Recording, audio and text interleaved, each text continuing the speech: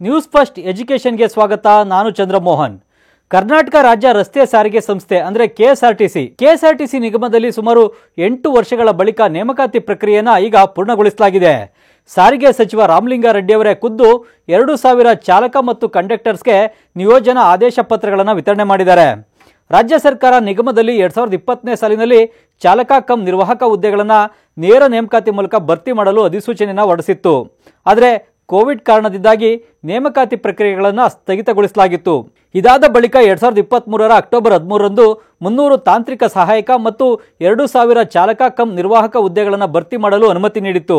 ಸದ್ಯ ಅದರಂತೆ ತಾಂತ್ರಿಕ ಸಹಾಯಕ ಹುದ್ದೆಗಳ ನೇಮಕಾತಿ ಪ್ರಕ್ರಿಯೆಯನ್ನು ಪೂರ್ಣಗೊಳಿಸಲಾಗಿದೆ. ಅಷ್ಟೇ ಅಲ್ಲ, ಆಯ್ಕೆಯಾದ ಅಭ್ಯರ್ಥಿಗಳನ್ನು ವಿಭಾಗ ಅಥವಾ ಘಟಕಗಳಿಗೆ ಹಂಚಿಕೆಯನ್ನು ಕೂಡ ಮಾಡಲಾಗಿದೆ. 2000 ಚಾಲಕ ಮತ್ತು ಕಮ್ ನಿರ್ವಾಹಕ ಹುದ್ದೆಗಳಿಗೆ ಸುಮಾರು 25,494 ಮಂದಿ ಅರ್ಜಿ ಹಾಕಿದರು. ದಾಖಲಾತಿ ಪರಿಶೀಲನೆಗೆ ಹಾಜರಾದ ಅಭ್ಯರ್ಥಿಗಳ ಪೈಕಿ 13,954 ಮಂದಿ ಅರ್ಹರಾಗಿದ್ದರು. ಚಾಲನಾ ವೃತ್ತಿ ಪರೀಕ್ಷೆಯಲ್ಲಿ ಪಾಸಾದ ಅಭ್ಯರ್ಥಿಗಳಲ್ಲಿ ಮೆರಿಟ್ ಅಥವಾ ಮೀಸಲಾತಿ ಅನುಸಾರ 2,000 ಹುದ್ದೆಗಳಿಗೆ ಭರ್ತಿ ಮಾಡಲಾಗಿದೆ.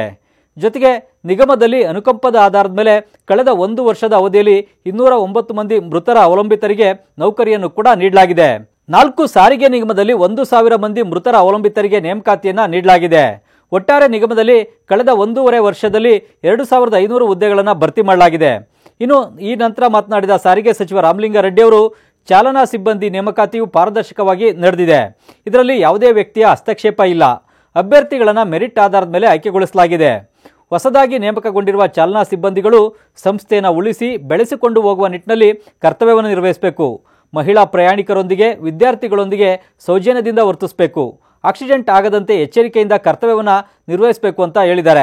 ಉದ್ಯೋಗಾಕಾಂಕ್ಷಿಗಳಿಗೆ ಭರ್ಜರಿ ಗುಡ್ ನ್ಯೂಸ್ ಕೊಟ್ಟಿರುವ ಸಾರಿಗೆ ಸಚಿವ ರಾಮಲಿಂಗಾರೆಡ್ಡಿ ಅವರು ಏನಂತ ಹೇಳಿದ್ರು ಅಂತ ನೋಡೋದಾದ್ರೆ, ರಾಜ್ಯದ 4 ಸಾರಿಗೆ ನಿಗಮಗಳಿಂದ ಸುಮಾರು 1,000ಕ್ಕೂ ಹೆಚ್ಚು ಮೃತರ ಅವಲಂಬಿತರಿಗೆ ನೌಕರಿಯನ್ನು ನೀಡಿದ್ದೇವೆ. ಇಷ್ಟೇ ಅಲ್ಲ, ಮುಂದಿನ ದಿನಗಳಲ್ಲಿ ಸುಮಾರು 9,000 ಹುದ್ದೆಗಳಿಗೆ ನೇಮಕಾತಿ ನಡೆಯಲಿದೆ. ಈಗಾಗಲೇ 7,500 ಹುದ್ದೆಗಳ ನೇಮಕಾತಿ ಪ್ರಕ್ರಿಯೆ ಪೂರ್ಣಗೊಂಡಿದೆ ಅಂತ ಹೇಳಿದ್ದಾರೆ. ಅಪಘಾತದಿಂದ ಮೃತಪಟ್ಟ ಚಾಲನಾ ಸಿಬ್ಬಂದಿಗಳ ಕುಟುಂಬಕ್ಕೆ 1 ಕೋಟಿ ರೂಪಾಯಿ ಪರಿಹಾರವನ್ನು ನೀಡಲಾಗ್ತಾ ಇದೆ. ಸ್ವಾಭಾವಿಕವಾಗಿ ಮೃತಪಟ್ಟ ಚಾಲನಾ ಸಿಬ್ಬಂದಿಗಳ ಕುಟುಂಬಕ್ಕೆ 10 ಲಕ್ಷ ರೂಪಾಯಿಗಳನ್ನು ಕುಟುಂಬ ಕಲ್ಯಾಣ ಯೋಜನೆಯಡಿ ಪರಿಹಾರವಾಗಿ ನೀಡಲಾಗ್ತಾ ಇದೆ ಅಂತ ಹೇಳಿದ್ದಾರೆ. ಬರೋಬ್ಬರಿ 8 ವರ್ಷಗಳ ಬಳಿಕ ಕೆಎಸ್ಆರ್ಟಿಸಿಯ ನೇಮಕಾತಿ ನಡೆದಿದೆ.